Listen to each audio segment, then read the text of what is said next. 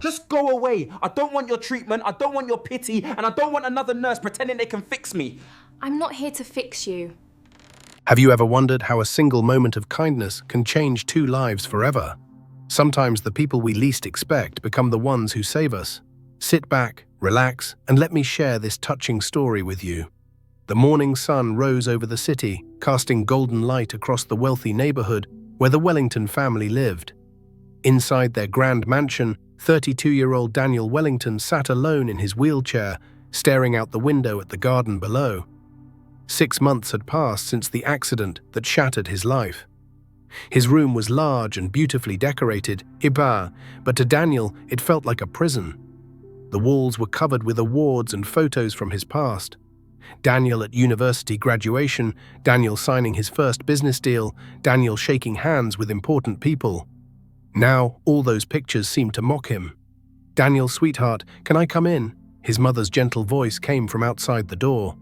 "The door is open," Daniel replied without emotion. Mrs. Wellington entered, her face lined with worry. She was an elegant woman in her late 50s, but the past 6 months had aged her. She carried a tray with breakfast. "I brought your favorite," she said softly, placing the tray on the table beside him. "Scrambled eggs and toast." Daniel didn't even look at it. "I'm not hungry." "Daniel, please, you need to eat something. You're getting too thin." "Why does it matter?" Daniel said bitterly. "What difference does it make whether I eat or not?" Mrs. Wellington's eyes filled with tears. "It matters because you're my son, because I love you, because there's still hope." Daniel finally turned to look at her, his face hard.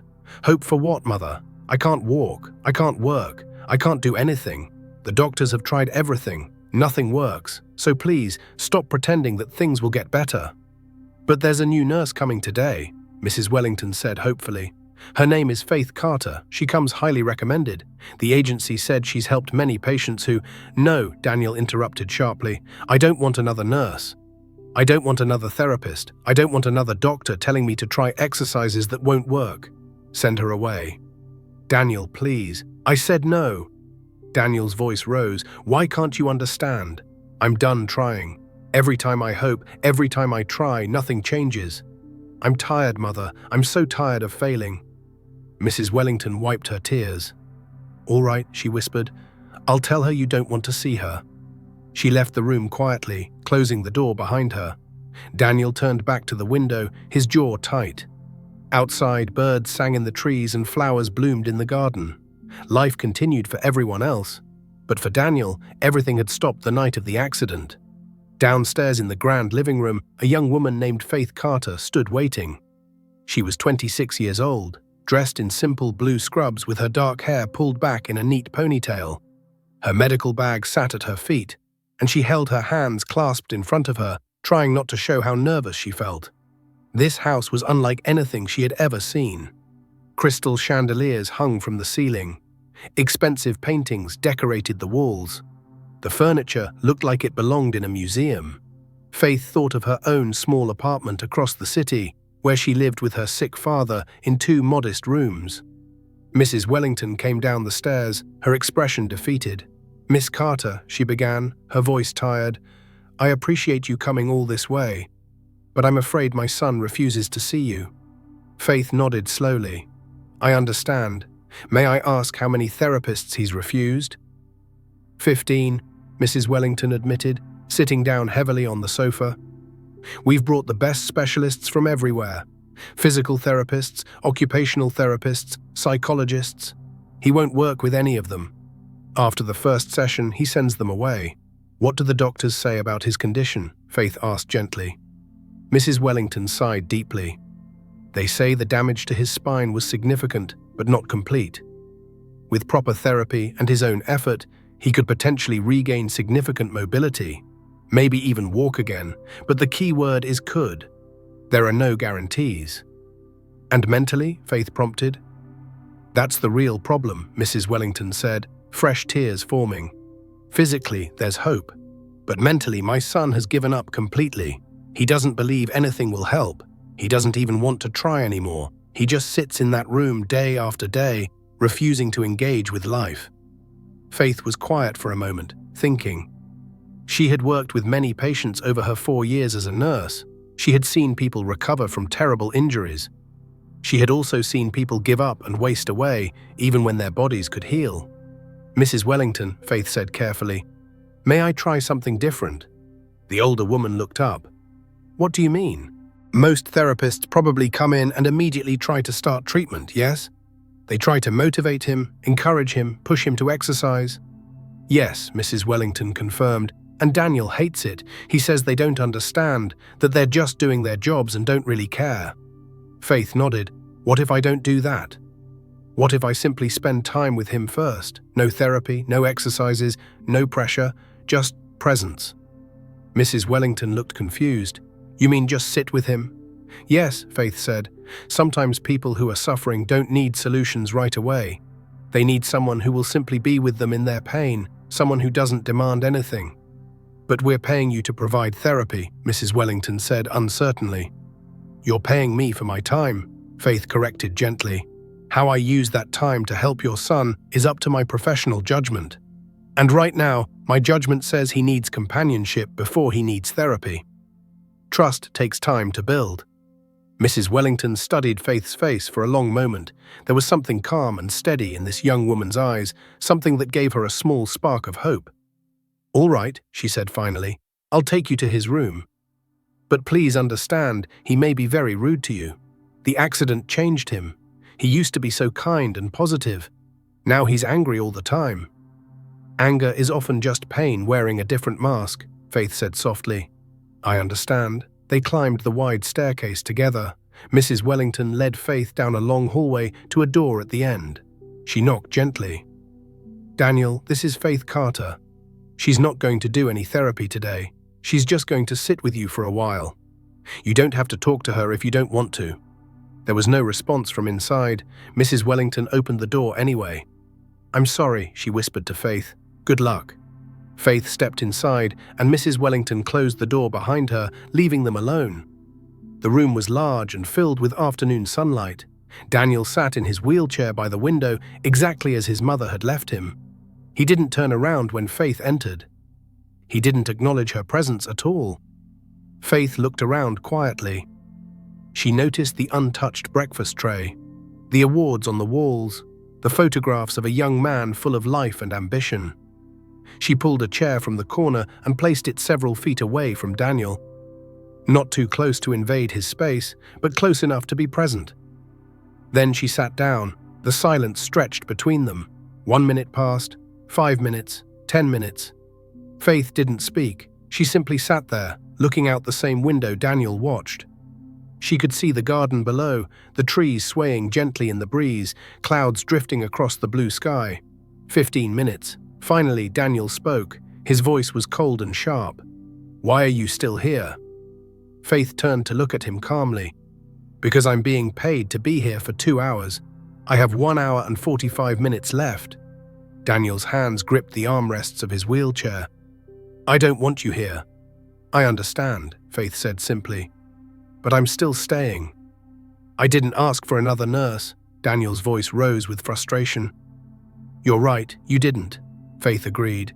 "Your mother asked for me. She's worried about you." "She should stop wasting her money," Daniel said bitterly. "Nothing is going to help. I've tried everything. Nothing works."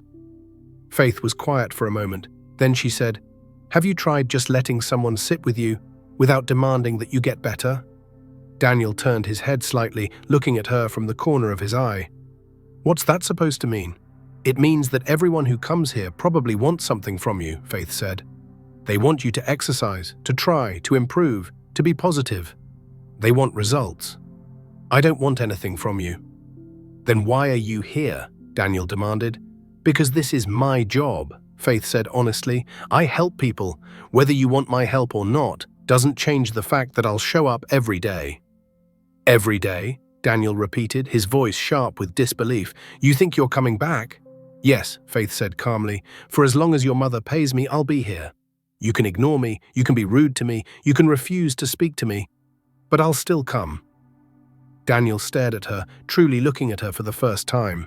She was young, probably close to his age. Her face was calm and serious. She didn't look at him with pity, which he hated. She didn't look at him with false cheerfulness, which he hated even more. She just looked at him like he was a person. "What makes you think you're any different from the other 14 nurses who failed?" he asked, his voice challenging. Faith met his eyes steadily. "I'm not different from them. They were probably all skilled and caring professionals, but maybe I'm more patient. Maybe I understand better that healing doesn't happen on anyone else's schedule. It happens when the person is ready." The room fell into silence again, but this time it felt slightly different, less hostile, still heavy, but with a tiny crack of light. After a few more minutes, Faith spoke again. "You don't have to talk to me today, or even tomorrow, but I'll be here, and whenever you're ready to talk, I'll listen." Daniel didn't respond, but something in his chest felt strange, tight, but not in the usual way. For the first time in 6 months, he felt something other than anger or emptiness. He felt curious. Who was this woman who sat so calmly in the face of his hostility? When 2 hours had passed, Faith stood up quietly. "I'll see you tomorrow, same time," she said. Then she left the room. Daniel sat alone in the silence, staring at the door she had walked through. Despite himself, despite his determination to feel nothing, he wondered if she would actually come back. Part of him hoped she would. That night, Faith returned to her small apartment and found her father sitting in his chair by the window. He was 65 years old, thin and frail from chronic illness that had plagued him for years, but his eyes were still sharp and kind. "How was the new patient, sweetheart?" he asked, his voice weak but warm. Faith sat down beside him, taking his hand. "Difficult," Faith admitted. "He's angry and hurt. He's completely given up on himself." Her father nodded slowly, understanding in his expression. "I remember that feeling. When I first got sick, when the doctors said I couldn't teach anymore, I wanted to give up too." "But you didn't," Faith said softly, squeezing his hand. "Because I have you," he said, squeezing her hand. "Maybe this young man just needs someone to give him a reason." The next morning, Faith returned to the Wellington mansion at exactly the same time. Mrs. Wellington looked genuinely surprised to see her standing at the door. "You actually came back," she said, relief evident in her voice. "I said I would," Faith replied simply, her voice calm and professional. When she entered Daniel's room, he was sitting in the same position as yesterday. But this time, when she sat down in her chair, he spoke first. "You actually came." "I told you I would," Faith said, settling into her seat with quiet determination. "Everyone else gave up after 1 day," Daniel said quietly, still not looking directly at her. "Then they didn't understand their job," Faith said. "This work is about showing up day after day, whether there's visible progress or not." "Why did you become a nurse?" Daniel asked. It was the first personal question he had asked, and Faith recognized it as progress. "My father has a chronic illness," Faith answered honestly. "I've watched him suffer for years. I've watched him fight just to get through each day. I learned from him that strength isn't about never falling down. It's about getting up every single morning and choosing to face another day, even when it's painful and difficult." Daniel's hands relaxed slightly on his wheelchair. For some reason, those words touched something deep inside him that had been closed off for months. "What's wrong with your father?" he asked, his voice softer now, genuine curiosity replacing the hostility. "Progressive lung disease," Faith explained. "The doctors said he wouldn't live more than 2 years when he was first diagnosed. That was 5 years ago. He's proven them wrong every single day. How does he keep going when there's no cure?" Faith looked at him directly. "He says living isn't about having a guarantee of tomorrow. It's about making today meaningful. He can't teach anymore, but he can still read, think, and love me. Those things make his life worth living." Daniel finally faced her. "Do you really believe that? That life is worth living even when everything is taken away?" "Yes. Because things weren't taken away. Things changed. And change isn't the same as ending." They looked at each other for a long moment. "What happened to you?" Faith asked gently. Daniel's jaw tightened, but after a pause, he spoke. "Car accident, 6 months ago. I was driving home from a late business meeting. It was around 11 at night. I was on the main highway when another car came out of nowhere and hit my driver's side at full speed.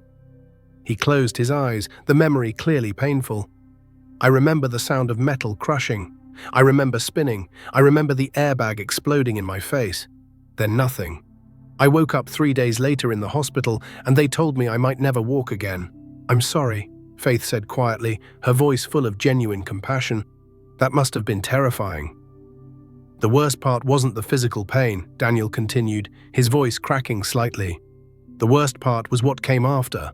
I was supposed to take over my father's company. I had trained my whole life for it. I had plans, goals, dreams, a future mapped out.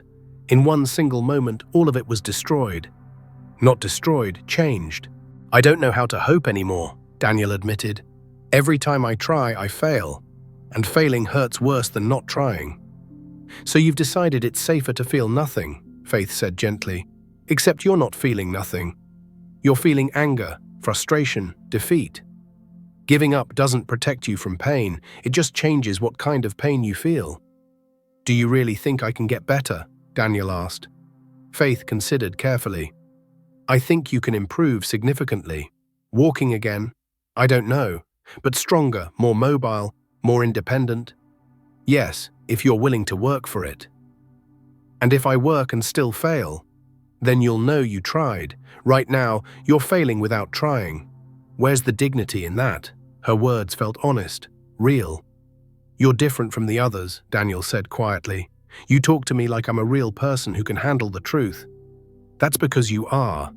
You're not broken, Daniel. You're injured and grieving. Those are normal responses to trauma." For the first time in 6 months, Daniel felt something warm flicker in his chest. "If I agreed to try, what would that look like?" Faith smiled genuinely. "It would start small, simple exercises to maintain muscle tone, nothing dramatic, just small, consistent efforts building strength gradually." "Okay," he whispered, so quietly that Faith almost didn't hear it. "Okay," Faith repeated, wanting to be absolutely sure she understood. Daniel nodded, still looking out the window. "I'll try, but I'm warning you right now, I'm going to be difficult. I'm going to complain. I'm going to want to give up." "That's fine," Faith said calmly, a small smile on her face. "I'll still be here." From that day forward, everything began to change. Not quickly, not dramatically, but slowly and steadily, like the sun rising. Faith came every morning at exactly 9 o'clock. She started with simple exercises, stretching Daniel's legs to maintain flexibility, gentle resistance training to preserve muscle mass, basic movements to keep his body from weakening further and losing what function remained. At first, Daniel resisted every single step. "This is pointless," he would grumble as Faith carefully moved his leg through its range of motion. "Maybe," Faith would reply calmly, never stopping, continuing the exercise with patience. "But we're doing it anyway." Despite all his complaints, Daniel never refused. Every day he showed up. Every day he tried, and slowly, almost invisibly at first, things began to shift in ways neither of them expected. About 3 weeks in, Faith noticed Daniel moving his leg on his own. "Did you do that?" Daniel looked surprised. "I think so, I felt something." "Good, that's progress." As weeks turned to months, their relationship deepened. They talked while they worked. Daniel learned about Faith's life, how she worked double shifts to pay for her father's medications. "You support him completely alone?" "Yes. My mother died when I was 15. My father used his savings for my nursing school. Now it's my turn." "That's a heavy burden." "I don't think of it as a burden. I think of it as love. When you love someone, you show up. That's not a burden. That's a privilege." "You're remarkable, Faith." "I'm just doing what my father taught me." As time passed, Daniel began noticing things about Faith beyond her nursing skills. How she hummed while working, how her face lit up talking about her father, how patient she was, how beautiful she looked in the morning sunlight. 4 months into their work together, something significant happened. Faith was helping Daniel with standing exercises, supporting his weight while he tried to bear some of it himself on his legs. "Push through your feet," Faith instructed carefully. "Feel the floor beneath you. You can do this." Daniel concentrated with everything he had, his whole body shaking with the tremendous effort. And then, for just a few precious seconds, he was holding most of his own weight independently. Faith, he gasped, his voice filled with shock and joy. I'm doing it. I'm actually standing on my own. Faith's face broke into a huge, radiant smile. You are. Daniel, you're standing. Hold it for just a few more seconds. Good. That's it. Excellent. When his strength finally gave out and he sank back into the wheelchair, they were both breathing hard, hearts pounding. Daniel looked up at her, his eyes shining with tears of pure joy. I did it, he whispered, almost unable to believe it. I actually did it. Faith knelt down beside his wheelchair, her hand resting gently on his arm. You did it. I'm so incredibly proud of you. Their eyes met, and something powerful passed between them in that moment. Something neither of them was quite ready to name or acknowledge, but both of them felt deeply in their hearts. Daniel reached up slowly and gently brushed a strand of hair away from Faith's face, his touch tender. Thank you, he said softly, his voice thick with emotion, for not giving up on me when everyone else did, for seeing something in me that I couldn't see in myself. Faith's breath caught in her throat. Daniel. Before either of them could say more, the door suddenly opened and Mrs. Wellington walked in, stopping abruptly. Oh, I should have knocked. Faith stood quickly, professional distance snapping back. We were just finishing up. But both knew something had changed. That night, Faith lay awake thinking about Daniel. This is dangerous, she whispered. He's your patient. He's a billionaire. This can never work. But her heart didn't listen. Daniel sat unable to sleep. I'm falling in love with her. The next morning, both were nervous, but they fell into their routine. Except now, every touch felt electric. Every smile lingered longer. 3 months later, Daniel's progress was undeniable. He could stand for minutes, bear his full weight, even take shuffling steps with support. One day, Daniel asked, Faith, do you feel what I feel when we're together? Faith's hands trembled. Daniel, I'm your nurse. It wouldn't be appropriate. Please, just be honest. Do you feel it? Yes, Faith whispered. I feel it. Then why are we fighting it? Because there are so many reasons this can't work, Faith said, tears forming in her eyes. You're a Wellington. I'm nobody. Your family is one of the wealthiest in the city. I live in a tiny 2-room apartment with my sick father. We're from completely different worlds, Daniel. I don't care about any of that, Daniel said firmly, his voice intense and sincere. But I do, Faith said, pulling away slightly, protecting her heart. Daniel, what happens when you're fully recovered, when you don't need me anymore as your nurse? Will you still want the simple nurse who helped you? Or will you want someone from your own world, someone who fits into your life? You think my feelings are just gratitude? I think you're vulnerable. I think when your life returns to normal, you'll see things differently. You're wrong. Faith, I know the difference between gratitude and love. I'm only in love with you. Please don't say that. It's the truth. You taught me to hope again. But more than that, you've shown me what real strength looks like. I've never met anyone like you. I care about you too, more than I should. But I'm scared of getting hurt. You're more than enough. You're everything. Before Faith could respond, angry voices erupted downstairs. Where is he? Where's my perfect little brother? Daniel's face went pale. My brother Marcus, and he's drunk. The door burst open. A disheveled man in his 30s stumbled in, reeking of alcohol. Well, well, little Danny and his nurse, how sweet. Marcus, you need to leave, Daniel said firmly. Oh, I'm drunk. At least I can stand on my own 2 feet. Oh wait, you can't, can you? Faith moved protectively closer. Sir, you should go. And who are you? Just some hired help. That's enough. Faith, leave us. I'm not leaving you alone with him. How noble, Marcus mocked. Tell me, sweetheart, do you know why you're really here? Do you know what really happened? Marcus, shut your mouth, Daniel warned. It was supposed to be me. I'm the eldest son. The company should have been mine, but Daddy Dearest decided precious Daniel was more worthy.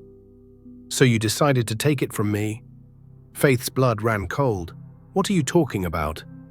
Marcus laughed. The accident, hit and run. No witnesses, just a tragic accident that left the golden boy broken. And suddenly, who became essential? Me. You caused his accident? You tried to kill your own brother. I just arranged for a mishap. It wasn't personal, it was business. You hired someone to crash into me, Daniel said, shaking with rage. But I didn't succeed, did I? And now look at you, getting better, ready to take your company back. Well, I won't let that happen. He lunged toward Daniel, but Faith moved faster. She pushed the wheelchair away and stood between them. Don't touch him. What are you going to do, little nurse? I'll call the police. You just confessed to attempted murder. I'm a witness.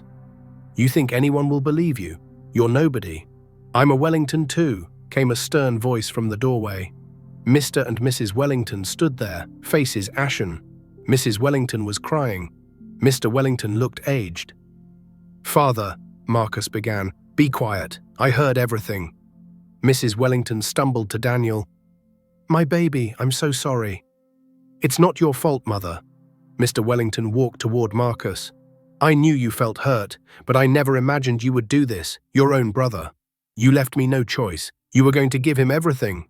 You were supposed to be a man. You were supposed to prove yourself. Instead, you chose destruction. He turned to Faith. Miss Carter, please call the police. No, Mrs. Wellington cried. He's still our son. He tried to kill our other son. I cannot protect him from this. Faith dialed emergency services with shaking hands. Marcus sank to his knees, sobbing. I'm sorry, I couldn't stand being second best. You were never second best, Mr. Wellington said sadly. You were loved equally, but you refused help. The drinking, the irresponsibility. We offered rehab, therapy. You refused it all. The police arrived and arrested Marcus. As they led him away in handcuffs, he whispered, I'm sorry. Mrs. Wellington wept. Daniel sat in pain. Faith stood quietly, processing everything. After the police left, Mr. Wellington returned to Daniel's room. Miss Carter, I cannot thank you enough for protecting my son. Your courage was extraordinary.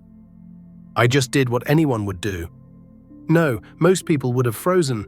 That is remarkable character. After he left, Faith and Daniel were alone. Are you all right? Daniel asked. Am I all right? You just found out your brother tried to kill you. You protected me. You could have been hurt. I wasn't going to let him touch you. Daniel took her hand. Do you understand now? Do you see why I love you? Your courage, your strength, your kindness. You're the most extraordinary person I've ever met. Tonight showed me how different our worlds are. I'm just a simple nurse.